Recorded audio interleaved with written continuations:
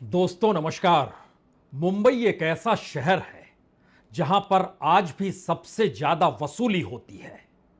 आप अगर आजमाना चाहते हैं तो कहीं पर कोई मकान खरीद लीजिए या जमीन खरीद लीजिए। उस जमीन के टुकड़े को खरीदने के साथ ही वसूली आपके इर्द गिर्द रेंगने लगेगी। और अगर घर खरीदा है और उसे तुड़वाकर कोई नया घर बनाने की दिशा में आप जरा सा भी कंस्ट्रक्शन का काम शुरू करते हैं तो वसूली आपके इर्द गिर्द घुमड़ने लगेगी। यह वसूली है, यह प्रोटेक्शन है, यह संरक्षण है, यह क्या है? सवाल यह नहीं है। सवाल तो यह है कि इतना पैसा आखिर जाता कहां है।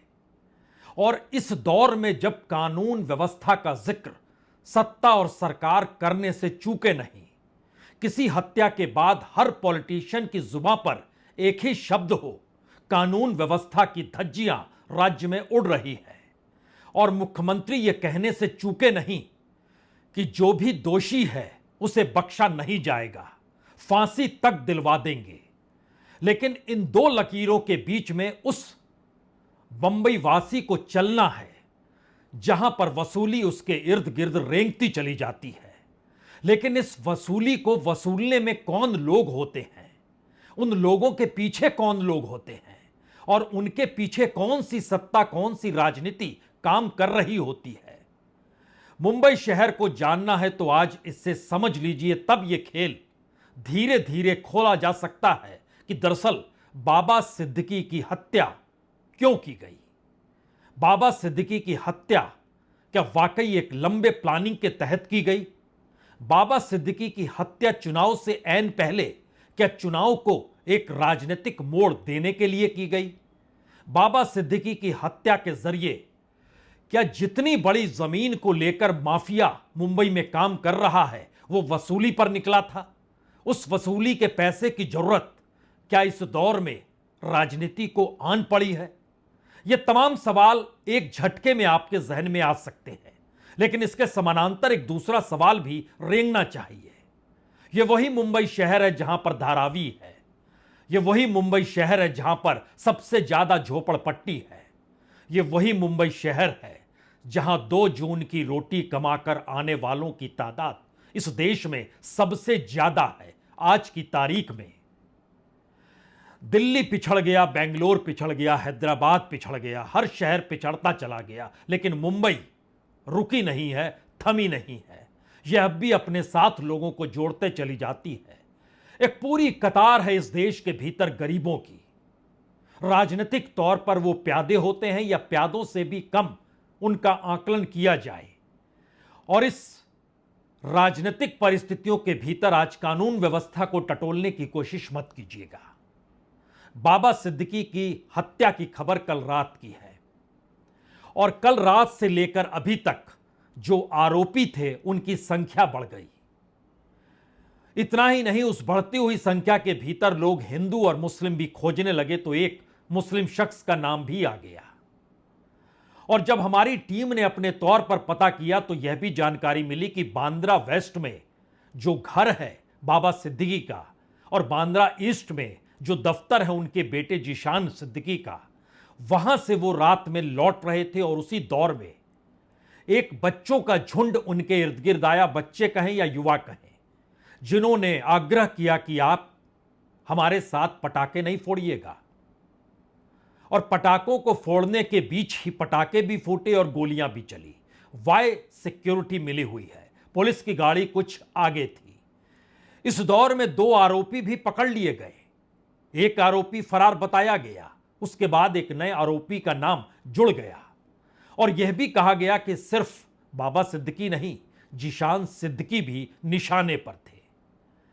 और सुबह की पौ फूटते फूटते सोशल मीडिया पर चंद बातें रेंगने लगी, जिसमें कहा गया कि किस तरीके से लॉरेंस बिश्नोई ने इस पूरी हत्या का जिम्मा लिया है, उस गैंग ने जो लगातार सलमान खान को निशाने पर लेता है। और यह भी कहा गया और यह भी गढ़ा गया कि दरअसल सलमान खान के घर के बाहर जो फायरिंग हुई थी, उस फायरिंग के मद्देनजर उस व्यक्ति को जो पकड़ा गया उसकी मौत जेल में हुई, संदेहास्पद स्थिति में हुई और उसी के बाद बाबा सिद्दीकी की हत्या हुई है। दरअसल बाबा सिद्दीकी को लेकर जो पूरा का पूरा मेल आया, हमें लगता है उसका मजमून शुरू में आपको जान लेना चाहिए, क्योंकि यह शंभू लोनकर महाराष्ट्र के जरिए एक सोशल मीडिया पर एक एक्स किया गया। उसमें बकायदा ओम जय श्री राम जय भारत जीवन का मूल समझता हूं, जिस्म और धन को तो मैं धूल समझता हूं, किया वही सत्कर्म था जो निभाया मित्रता का धर्म था जो, और सलमान खान हम ये जंग चाहते नहीं थे पर तुमने हमारे भाई का नुकसान करवाया। आज जो बाबा सिद्दीकी के शराफत के पुल बंद रहे हैं, एक टाइम में दाऊद के साथ मकोका एक्ट में था। इसी के मरने के कारण अनुज थापन और दाऊद को बॉलीवुड राजनीति प्रॉपर्टी डीलिंग से जोड़ना था। हमारी किसी से दुश्मनी नहीं है, पर जो सलमान खान और दाऊद गैंग की हेल्प करेगा उसका हिसाब किताब लगा के रखना। हमारे किसी भी भाई को कोई भी मरवाएगा तो हम प्रतिक्रिया जरूर देंगे। हमने पहले वार कभी नहीं किया। जय श्री राम जय राम सलाम शहीद नू। और उसके बाद जिनको टैग किया गया उसमें लॉरेंस विश्नोई ग्रुप है, अनमोल विश्नोई है, अंकित बंडू शेरवाला है। और इस ग्रुप के भीतर भी अगर झांक कर देखिएगा तो कई लोग हैं। इसमें माना जाता है कि गोल्डी बराड़ जो कनाडा में रहते हैं उनके साथ ताल्लुकात लॉरेंस विश्नोई के, और यहीं से विक्रम बराड़ हो, काला जगेड़ी हो, काला राणा हो, इन तमाम लोगों के नाम आते चले जाते हैं। लेकिन सवाल तो वहीं उलझा है कि बाबा सिद्दीकी एक ऐसा शख्स जो राजनीति में कांग्रेस में शामिल होकर आया, पटना में जिसका जन्म हुआ, वहां से बिहार से वो मुंबई पहुंचे, और जो मारने वाले थे उसमें 2 उत्तर प्रदेश के, एक हरियाणा के कैथल का, जो शुरुआती दौर में नाम निकल कर आए और बाद में पुलिस की तरफ से जानकारी दी गई नहीं एक और नाम है, और उसमें एक नाम और जोड़ दिया गया, चौथा नाम। लेकिन अब कहा जा रहा है कुछ और नाम भी इसमें जुड़ेंगे। जो चौथा नाम था वो मोहम्मद जिशान अख्तर का नाम लिया गया। इस पन्ने को बंद करते हैं, असल पन्ने को खोलते हैं। दरअसल बीते 5 बरस में महाराष्ट्र के भीतर, और वह भी खास तौर से मुंबई, सवर्स, कल्याण, ठाणे, कोंकण और पश्चिमी महाराष्ट्र के कुछ हिस्सों में, यहां पर जो जमीनों की रजिस्ट्री हुई है, उस रजिस्ट्री से सरकार को जो राजस्व का लाभ मिला है वो लाखों करोड़ में है। जमीन की कीमतें तकरीबन इस दौर में जो अलग अलग तरीके से बिकी, खरीदी गई, बेची गई, उसकी कितना मूल्य है कोई लगा नहीं सकता है वो। लेकिन अगर एक उंगलियों पर आप गिने या कागज पे लिखना शुरू करें तो तकरीबन 20 लाख करोड़। जी, ये आंकड़े आपको चौंका सकते हैं कि इतनी बड़ी तादाद में जमीन की फरोख्त हो रही है, और इस दौर में धारावी अडानी को दिया जा चुका है। धारावी के लोगों को कहां बसाया जाए, इसके लिए अलग अलग 3 जगहों पर जमीन चिन्हित भी की गई है। उन जमीनों की कीमत भी अगर जोड़िएगा तो तकरीबन 3 लाख करोड़ से ज्यादा की वो जमीन एक झटके में आपकी आंखों के सामने रेंगने लगेगी। और जो जमीन धारावी की है, उस जमीन की कीमत कितनी लगाई जाए, वह तो मुंबई के बीचों बीच है झोपड़पट्टी। अब सवाल यह है कि इन सब के बीच मुंबई के भीतर की झोपड़पट्टी का जो पूरा का पूरा परिवर्तन करने की दिशा में कदम है, क्या वाकई उससे भी इस दौर में बाबा सिद्दीकी जुड़े हुए थे? और इस जमीनों के खेल में इस दौर में पॉलिटिकल पूंजी की जरूरत आन पड़ी है, उस पॉलिटिकल पैसे की जो कि चुनाव में फूंका जाना है। सिर्फ 48 घंटे का वक्त बचा है। इलेक्शन कमीशन चुनाव की तारीखों का ऐलान महाराष्ट्र का कर देगा, यानी 48 घंटों के बाद महाराष्ट्र के भीतर सरकार नहीं होगी, उसका कोई ऐलान नहीं होगा। ऐलान उससे पहले वो कर चुकी है। उसने ऐलान के जरिए इन बातों का जिक्र कर दिया कि अब जो वोट उसे चाहिए, उसे लुभाने के लिए उसने सारी पोटली राज्य की खोल दी है। बजट छोटा पड़ गया है। वो सिर्फ लाडली बहना का जिक्र नहीं है या युवाओं को दिए जाने वाला पैसा भर नहीं है। वो पूंजी दरअसल इस दौर में बढ़ी हुई तनख्वाह के साथ भी है, जो अलग अलग जगहों पर तकरीबन 10,000 बढ़ाया गया है। और इतना ही नहीं, इस दौर में तो जो पिछड़ा तबका होता है, उसकी जो क्रीमी लेयर होती है, उसको भी बढ़ा दिया गया और 8 लाख से 15 लाख कर दिया गया। यानी हर दिन जो 4,000 रुपए भी कमाता है वह भी पिछड़े तबके में ही गिना जाएगा। वोट बैंक की ऐसी परिभाषा इससे पहले कभी गढ़ी नहीं गई थी जो मुंबई में गढ़ी जा रही है। तो आप यहां पर इस दूसरे पन्ने के खुलने के साथ यह सोच सकते हैं कि शायद पॉलिटिकल मामला होगा।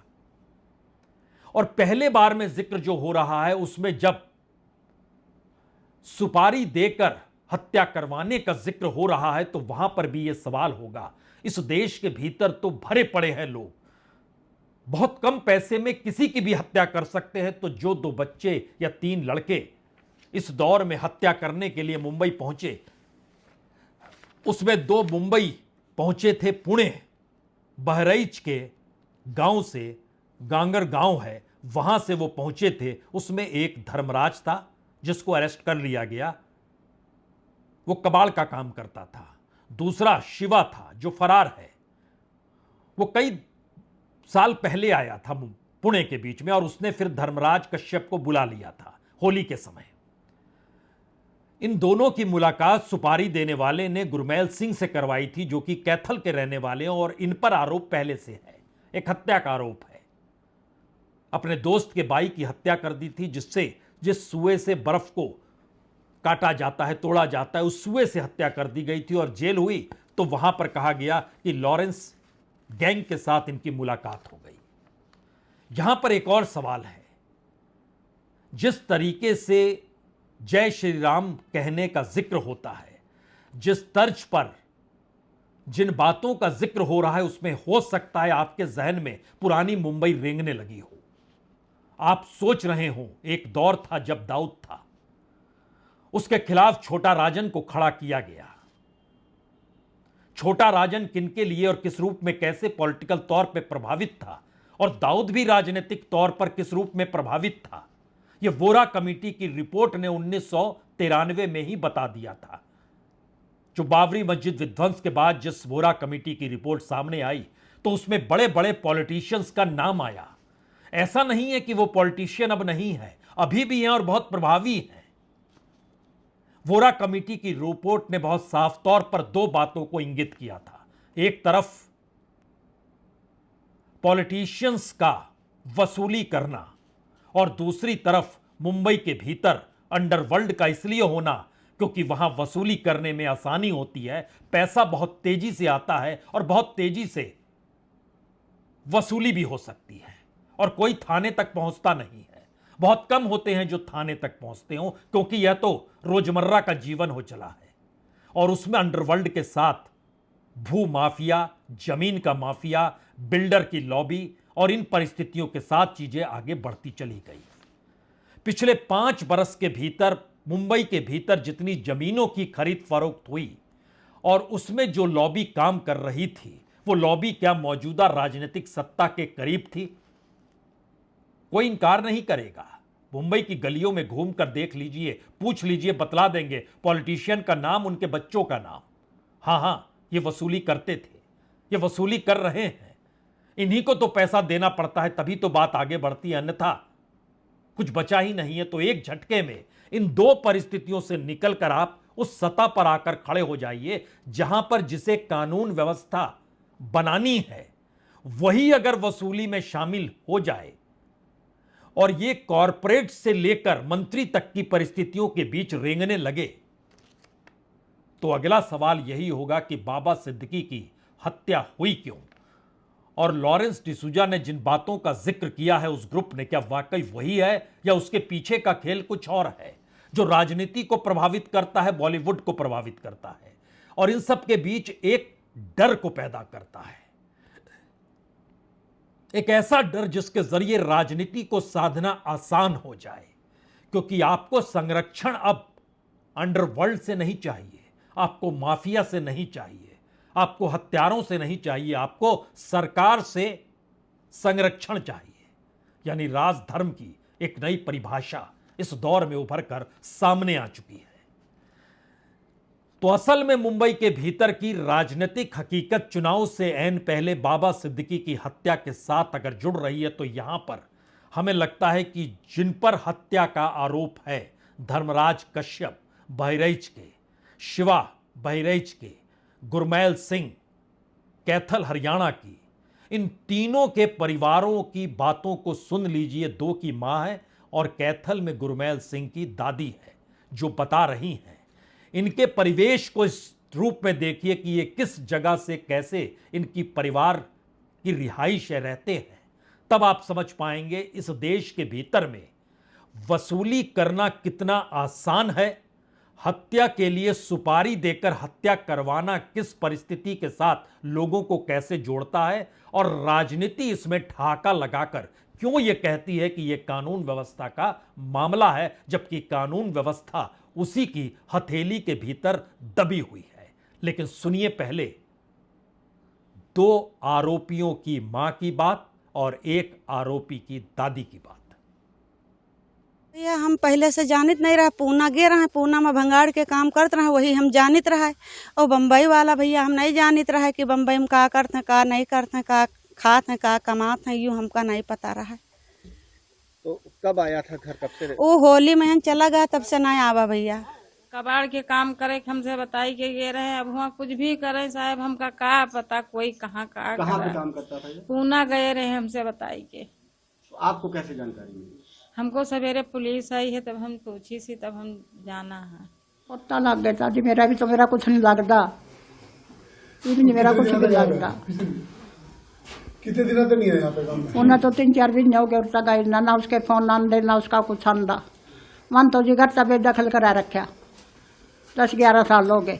सकड़ी मरो, सकड़िया मरा।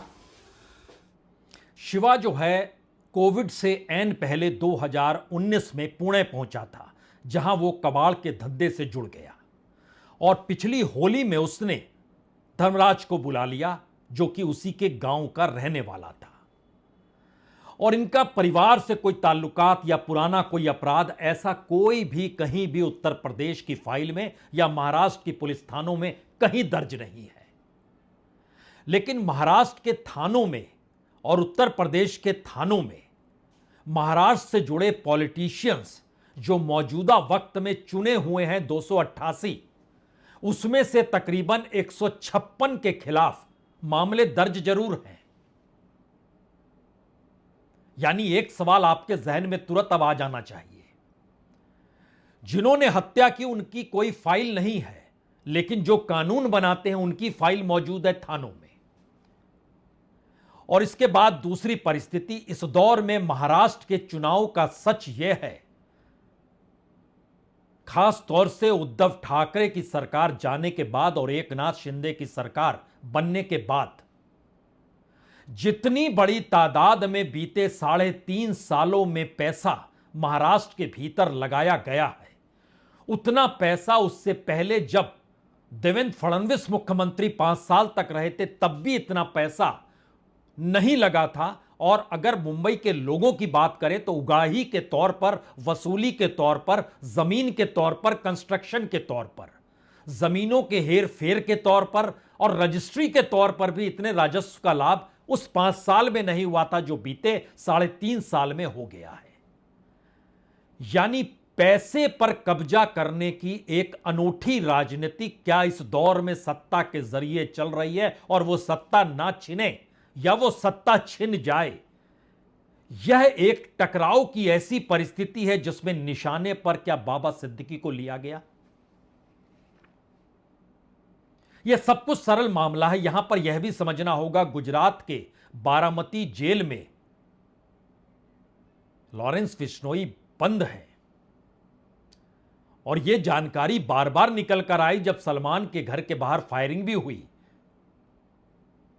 या उनके पिता को टहलते वक्त किसी ने जो कुछ कह दिया, हालांकि वो मजाक के तौर पे कहा गया बाद में कि कहा गया था, लेकिन यह एक परिस्थिति बतलाती है बेखौफ कानून के दायरे में रहकर ही हो जाना और कानून को तोड़ते हुए कहीं ज्यादा बेखौफ तरीके से अपनी कार्रवाई को अंजाम देना, क्या यह किसी पॉलिटिकल वर्धस्त के बिना संभव है? शायद संभव नहीं है। राजनीतिक तौर पर तो बिल्कुल संभव नहीं है। लेकिन राजनीति एक मुकाम खोजती है जहां पर वो कानून व्यवस्था का हवाला दे सके। जिस वक्त पृथ्वीराज चौहान जो थे वह मुख्यमंत्री थे, उस दौर में जो जमीनों का खेल हो रहा था वो मौजूदा वक्त में एवरेज निकालिएगा तो उस समय 20% था, तो अभी 100% है। ऐसा नहीं है उनको पता नहीं होगा कि मुंबई का क्या। आज वो कानून व्यवस्था का जिक्र कर रहे हैं। जब शिवसेना की सरकार थी, उद्धव ठाकरे जब मुख्यमंत्री थे, ऐसा नहीं है उस दौर में जमीन का काम ठप पड़ गया था। जी नहीं, बिल्कुल नहीं। शिवसेना उद्धव ठाकरे के नेता भी कह रहे हैं दरअसल ये कैसे है दिन दहाड़े। दरअसल ये पॉलिटिकल मर्डर ने उस पॉलिटिक्स को डिगा दिया है जो ये मानकर चल रही थी कि राजनीति एक सीधी लकीर है और महाराष्ट्र के चुनाव सीधी लकीर की तरह है, जहां पर चुनाव लड़ना है और जीत जाना है और एक वातावरण बना हुआ है। उस वातावरण में अब तो एक तरफ अगर अघाड़ी है तो दूसरी तरफ महायुति है, गठबंधन का दौर है। लगभग फैसला हो चला है कौन कितनी सीटों पर लड़ेगा। 48 घंटे के बाद इलेक्शन कमीशन भी ऐलान कर देगा। और इन सब के बीच पॉलिटिकल मर्डर इस तर्ज पे जो कि सत्ता के साथ political party NCP Ajit Pawar की खड़ी है उसमें शामिल थे। तो बाबा सिद्दीकी राजनीतिक तौर पर सत्ता के साथ ही रहते थे, ताकत के साथ ही रहते थे। वो ताकत चाहे सलमान खान की हो या शाहरुख खान की हो या उनकी अपनी इफ्तार पार्टी की हो या राजनीतिक तौर पर उनकी इफ्तार पार्टी तमाम वीवीआईपी से लेकर सरकार के भीतर से भी ताकतवर लोगों को उन तक पहुंचा ही देती थी। तो वह एक केंद्र ऐसा थे और इस तरीके से क्या वो सॉफ्ट टारगेट हो गए थे? क्योंकि रंजिशों की आस में हर की फाइल टटोलिएगा जो वहां के पॉलिटिशियन है तो रंजिशें तो मिलती चली जाएगी, लेकिन सवाल तो यही था उस रंजिश के दूसरे पार कौन खड़ा है। राजनीतिक तौर पर बीजेपी और शिवसेना एकनाथ शिंदे की, उसके साथ 36 का आंकड़ा चाहे अनचाहे साथ रहते हुए भी अजीत पवार का हो चला है। और राजनीति जिस दिशा में जा रही है उसमें शरद पवार दूसरी तरफ यानी कांग्रेस एनसीपी के साथ खड़े उद्धव ठाकरे दूसरे चेहरे के रूप में हैं जो इस हिंदुत्व की राजनीति में उस ध्रुवीकरण में शामिल हो सकते हैं। और इस हत्या के बाद की परिस्थितियों को अगर आप परखिएगा तो शरद पवार कानून व्यवस्था का जिक्र करते हैं, जिनका जिक्र वोहरा कमेटी की रिपोर्ट में हुआ था। उद्धव ठाकरे कहते हैं ऐलान कीजिए, किसी को तो मुख्यमंत्री बनाइए, कोई तो चेहरा सामने लड़िए। वो जानते हैं कि वो सबसे बेहतरीन चेहरा इस वक्त में है महाराष्ट्र की राजनीति में और अपने गठबंधन साथी दलों के बीच में। उनका विरोध कोई करेगा नहीं और वो चेहरा वोटों का ध्रुवीकरण कर सकता है। एकनाथ शिंदे कानून व्यवस्था का हवाला देते हैं जिनकी नाक के नीचे हत्या हो गई। गृह मंत्रालय देवेंद्र फडणवीस के पास है, उनकी खामोशी है। गृह मंत्री का इस्तीफा मांगने वालों की कतार विपक्ष में बढ़ती चली जा रही है। राजनीतिक तौर पर यह बात बड़ी होती चली जा रही है। और इन परिस्थितियों में बीजेपी भी ऐसी हत्याओं के विरोध में है। कांग्रेस कानून व्यवस्था का मामला खुले तौर पर बतला रही है। अजीत पवार स्तब्ध हैं, वो समझ नहीं पा रहे हैं यह कौन सी परिस्थिति है। लेकिन 20 लाख करोड़ कोई कम नहीं होते हैं, और वह भी सिर्फ मुंबई और उसके इर्द गिर्द की परिस्थितियों के भीतर जमीन जो ढकी हुई है उसको लेकर। तो जरा सोचिए कितनी बड़ी ताकत होगी जो महाराष्ट्र के चुनाव को जीतेगा। और अभी तक जो राजनीति समानांतर में चलती चली आ रही थी उस राजनीति में किसका पक्ष भारी था यह तय आप कीजिए। कौन जीत रहा था, किसके अनुकूल परसेप्शन बना हुआ था यह तय आप कीजिए। और इस बने हुए परसेप्शन को तोड़ने की स्थिति में बाबा सिद्दीकी की हत्या से लाभ किसे हो गया, जिसने पूरे चुनावी समीकरण को एक झटके में बदल दिया या फिर हवा को ही उल्टा दिशा में ले जाने की स्थिति में लाकर खड़ा कर दिया, यह आप सोचिए। क्योंकि छिटपुट खबरें क्या आएंगी, छिटपुट खबरें आई कि दरअसल एसआरए रीडेवलपमेंट इसको लेकर विवाद चल रहा था जो कि उनके अपने विधानसभा क्षेत्र में है, जहां से उनके बेटे जिशान जो बांद्रा से ही कांग्रेस विधायक है, वहां पर भी कुछ लोगों को हटाया जा रहा था। रीडेवलपमेंट को लेकर बाबा सिद्दीकी को धमकी मिल रही थी। बाबा सिद्दीकी को इसीलिए वाई कैटेगरी की सुरक्षा दी गई थी। इन सब के बीच लॉरेंस गैंग जो था वो लगातार जिम्मेदारी भी लेने से नहीं कतरा रहा है, खुलकर कह रहा है हमने जिम्मेदारी लेते हैं, हमने ये किया है। सब कुछ सामने है और जिनके सामने है वो खुद को सामने लाने आना नहीं चाहते हैं। यह दरअसल महाराष्ट्र और मुंबई की राजनीति की त्रासदी है। या इस देश की त्रासदी है, क्योंकि मुंबई के भीतर बैठे हुए कॉरपोरेट और भू माफिया इनकी ताकत और इनकी ताकत को और बड़ी ताकत बनाने की दिशा में कानून कैसे काम करता है और पॉलिटिशियन कैसे उन्हें साथ जोड़ते हैं, एक झटके में वो साथ कैसे आ जाते हैं, इसको अगर समझना हो तो इस रूप में समझ लीजिए। एक वक्त महाराष्ट्र में शुगर लॉबी काम करती थी। शुगर लॉबी मजबूत होती चली जा रही थी, उसकी ताकत बढ़ती चली जा रही थी और शरद पवार का वहां वर्चस्व था, कोऑपरेटिव बैंकों पर भी और शुगर लॉबी पर भी। 2004 के चुनाव में शुगर लॉबी ने तय किया अब वह शरद पवार के साथ नहीं रहेंगे, हम खुद चुनाव लड़ेंगे, और एक झटके में शरद पवार का वर्चस्व कम हो गया। खत्म तो नहीं हुआ, कम हो गया। शुगर लॉबी के कई लोग विधायक बन गए। राजनीतिक तौर पर मौजूदा परिस्थितियां भू माफियाओं के जरिए, कॉरपोरेट के आश्रय, पैसे वालों के आश्रय, उनके अपने पॉलिटिकल नुमाइंदों के आश्रय, कमोवेश ऐसी स्थिति इस चुनाव में आपके सामने होगी। बीजेपी तकरीबन 75% सीटों को बदलने जा रही है। यही स्थिति उन दो राजनीतिक दलों में भी है जो टूट गए हैं।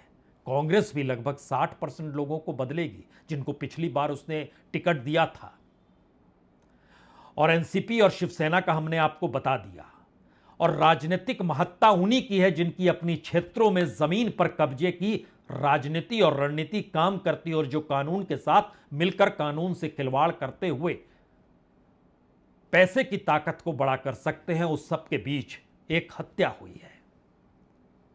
उस हत्या ने इसलिए बॉलीवुड को डरा दिया, उस हत्या ने इसलिए राजनीति को डरा दिया, उस हत्या ने इसलिए कानून व्यवस्था को लेकर सवाल खड़े कर दिए, और उस हत्या के दायरे में इसलिए बार बार सलमान खान का नाम लिया जा रहा है।